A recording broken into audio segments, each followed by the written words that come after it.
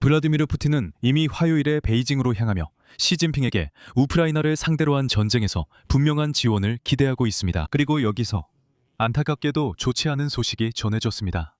뉴욕타임스에 따르면 푸틴은 도널드 트럼프의 베이징 방문을 매우 주의 깊게 지켜봤으며 크렘린은 여기서 새로운 기회를 발견했습니다.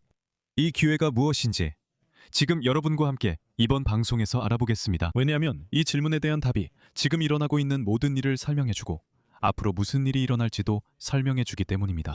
그리고 트럼프가 베이징에서 돌아온 후에도 우크라이나 전쟁을 끝내기 위해 러시아에 압박을 가하겠다는 새로운 입장을 전혀 내놓지 않은 이유도 설명해줍니다. 제 이름은 알렉세이 패치입니다. 이 주제에 대해 이야기하기 전에 유튜브 채널 구독과 영상 좋아요 부탁드립니다. 그리고 지금이나 영상이 끝난 후에 이 영상 아래 댓글을 남겨주세요. 왜냐하면 이것이 유튜브에서 콘텐츠를 홍보하는 데 매우 중요하기 때문입니다. 그렇게 해주시면 정말 감사하겠습니다. 그리고 제 텔레그램 채널 피치뉴스도 구독해주세요. 채널 링크는 이 영상 설명란에 있습니다. 먼저 뉴욕타임즈의 핵심 인용문부터 살펴보겠습니다. 이란 전쟁 이후 러시아는 중국에게 신뢰할 수 있는 에너지 공급원으로서의 가치가 더욱 높아졌습니다. 바로 이 핵심 인용문입니다. 지금 일어나고 있는 모든 일과 앞으로 일주일 동안 일어날 일들을 이해하기 위해서입니다. 보세요. 중동의 호르무즈 해협이 폐쇄되었습니다. 페르시아만에서 나오는 석유는 여전히 나오고 있지만 매우 큰 차질이 있습니다. 그리고 중국은 주로 바로 그곳에서 석유를 사왔습니다. 브렌트유 가격이 $100를 넘었고 아직까지 가격이 하락할 조짐은 전혀 없습니다.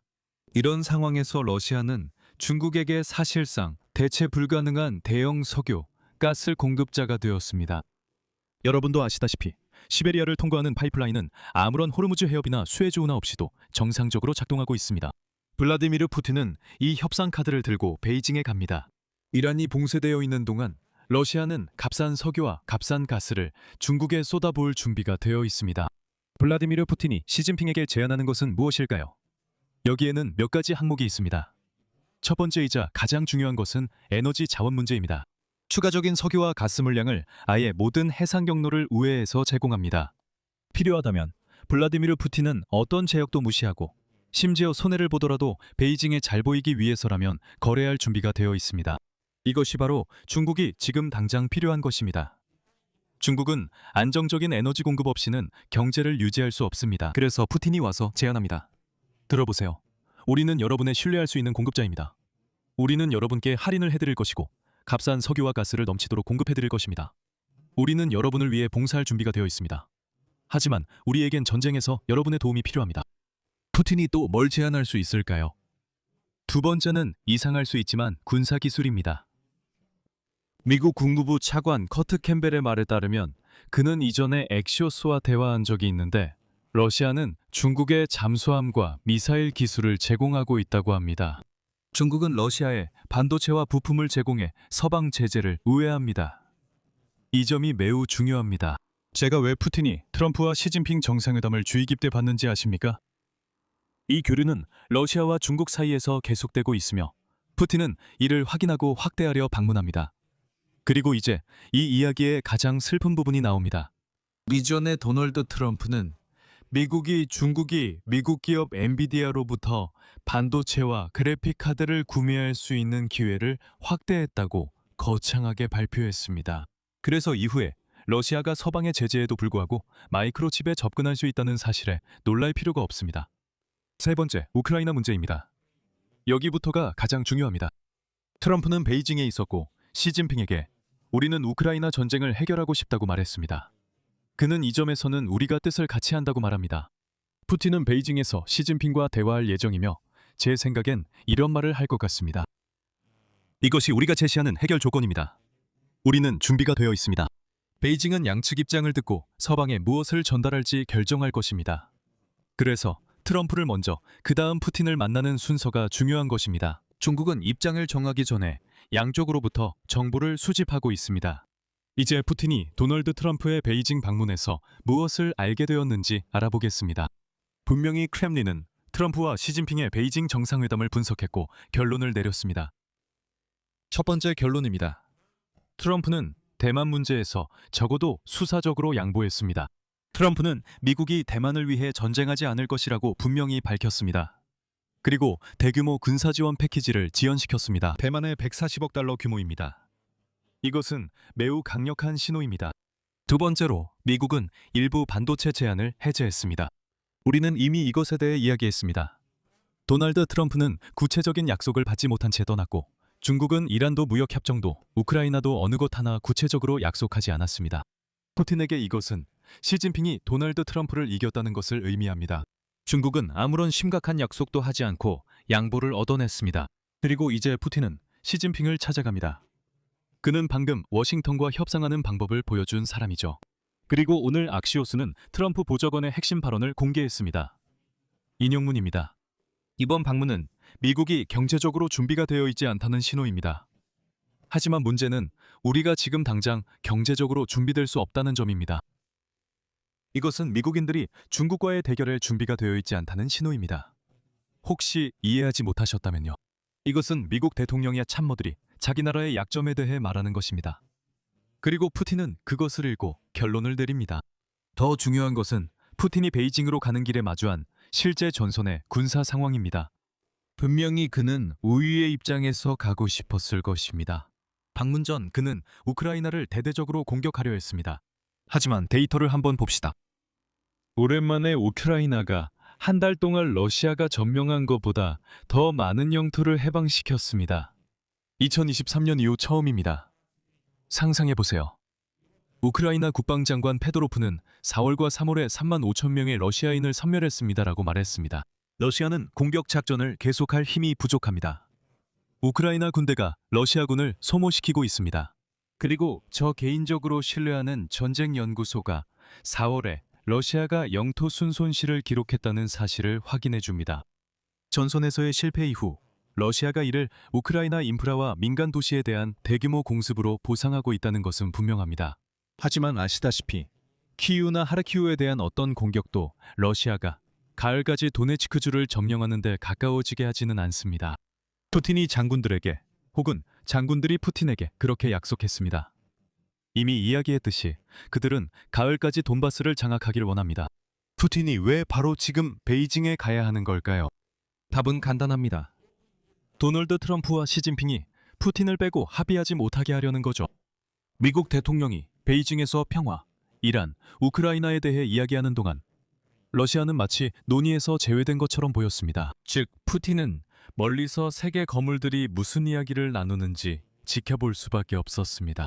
푸틴이 직접 논의에서 배제된 상태를 끝내려 나선 것입니다. 또한 중국이 트럼프의 이익을 위해 러시아를 압박하지 않을 것임을 확인하려는 것입니다. 이제 크렘린이 발표한 공식 방문 세부 사항을 말씀드리겠습니다. 그러니까 블라디미르 푸틴은 5월 19일부터 20일까지 베이징에 도착합니다. 이번 방문은 2001년에 체결된 중러 우호 조약 25주년을 기념하기 위한 것입니다. 푸틴과 시진핑은 주요 국제 및 지역 현안에 대해 의견을 교환하고 회담 결과로 공동 선언문에 서명할 예정입니다. 시진핑과의 회담 외에도 푸틴은 중국 국무원 총리 리창과 경제 및 무역 협력에 관한 협상을 진행할 예정입니다. 그리고 여기서 핵심은 바로 이 공동 선언문입니다.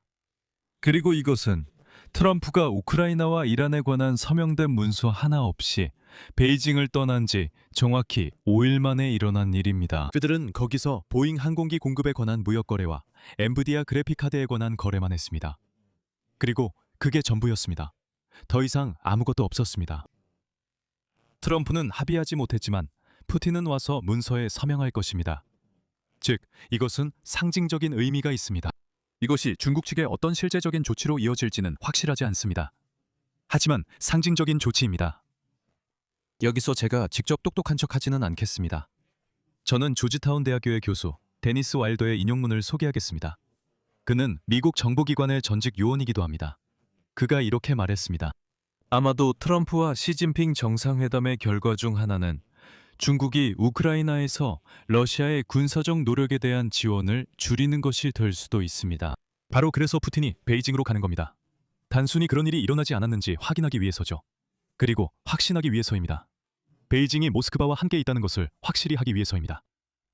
반면에 베이징은 전쟁이 시작된 이후 줄곧 모스크바에 무기와 러시아 방위 산업용 군사부품을 제공했다는 사실을 부인해왔으며 우크라이나에 무기를 지원함으로써 갈등을 장기화시키고 있다고 서방 국가들을 비난하고 있습니다. 이것이 그들의 공식 입장이지만 전문가가 아니어도 중국이 실제로 돕고 있음을 알 수 있습니다.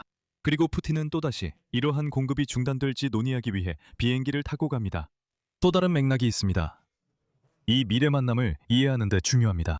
상기시켜드리자면 중국은 이전에 자국 기업들에게 이란산 석유에 대한 미국의 제재를 준수하지 말라고 의무화했습니다. 또한 이란 외무장관 아바스 아락치를 초청해 만났습니다. 이것은 중국이 이미 이란 문제에 있어서 워싱턴의 말을 듣지 않고 있다는 것을 의미합니다. 푸틴은 부탁하러 가는 것이 아닙니다. 그는 사실상 이미 미국의 제재 정책을 사실상 방해하고 있는 동맹국에게 가는 것입니다. 그리고 주목할 점은 중국이 대놓고 미국의 제재를 무시하라고 촉구했지만 트럼프는 시진핑과의 회담에서 이에 대해 한마디도 언급하지 않았다는 것입니다. 그리고 블라디미르 푸틴과 시진핑이 도널드 트럼프를 향해 어떤 성명을 발표해도 저는 전혀 놀라지 않을 것입니다. 그리고 이번 방송을 파이낸셜 타임스의 인용문으로 마무리하겠습니다.